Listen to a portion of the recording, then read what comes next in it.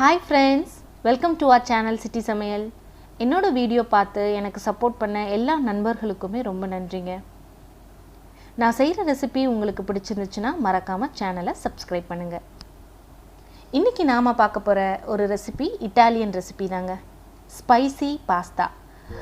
பாஸ்தாவை வந்து மேக்ரோனின்னு கூட சொல்லுவாங்க. பாஸ்தா கிட்ஸுக்கு ரொம்பவே ஃபேவரட்டான டிஷ்ஷாக இருக்கும். ஏன்னு கேட்டிங்கன்னா அதோட ஷேப்ஸ் தாங்க.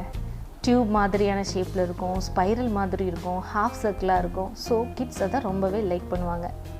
இந்த பாஸ்தாவில் ஃபைபர் கண்டென்ட் ரொம்ப அதிகமாக இருக்குது. இந்த மெசேஜோட வாங்க ஃப்ரெண்ட்ஸ், இந்த ஸ்பைசி பாஸ்தாவை எப்படி செய்யலான்னு பார்க்கலாம். இதற்கு தேவையான பொருட்கள்: பாஸ்தா 200 கிராம், பொடியாக நறுக்கிய onion 1, tomato 2, CAPSICUM 1, coriander leaf, carrot 1, பச்சை பட்டாணி, sauces tomato, green chilli, red chilli, ginger garlic paste, தேவையான அளவு உப்பு, தேவையான அளவு எண்ணெய்.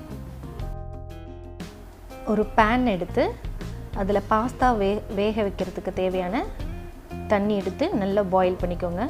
பாயில் ஆகிற தண்ணியோட 1 ஸ்பூன் சால்ட், 1 ஸ்பூன் ஆயில் ரெண்டையும் நல்லா ஆட் பண்ணி நம்ம வச்சுருக்க பாஸ்தாவை அந்த கொதிக்கிற தண்ணியில் ஆட் பண்ணுறோம். இந்த ஆயில் எதுக்காக ஊற்றுறோன்னா அப்போ தான் ஒன்றோட ஒன்று பாஸ்தா ஒட்டாமல் வரும்.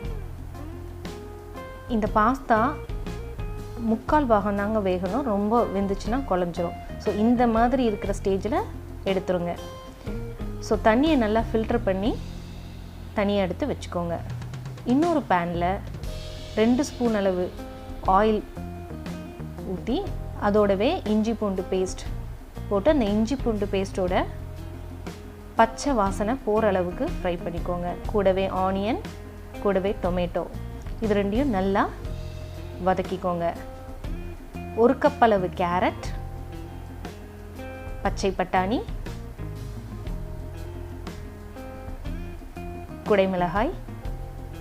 ஸோ எனக்கு இந்த 3 காய் கிடச்சிருக்குங்க. உங்களுக்கு வேணும்னா உங்களுக்கு பிடிச்சமான வெஜிடபிள்ஸை கூட நீங்கள் ஆட் பண்ணிக்கலாம்.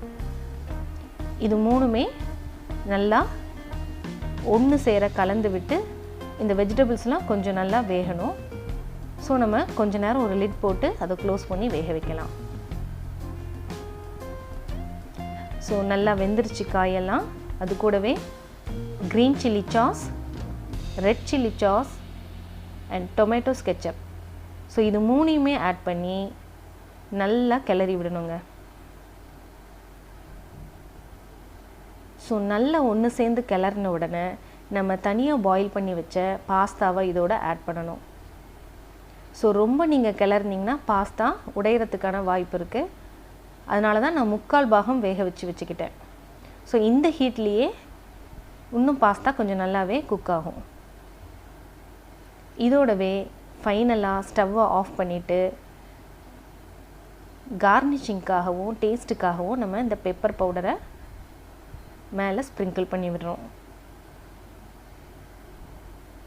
கூடவே சிறிதளவு கொத்தமல்லி இலைகளையும் தூவிக்கலாம். பார்த்தீங்களா, பார்க்கவே எவ்வளோ கலர்ஃபுல்லாக எவ்வளோ நல்லா இருக்குன்னு. இந்த வீடியோ உங்களுக்கு பிடிச்சிருச்சுன்னா மறக்காமல் சேனலை சப்ஸ்கிரைப் பண்ணுங்கள். மற்றும் ஒரு வீடியோவில் சந்திக்கிறேன். நன்றி, வணக்கம்.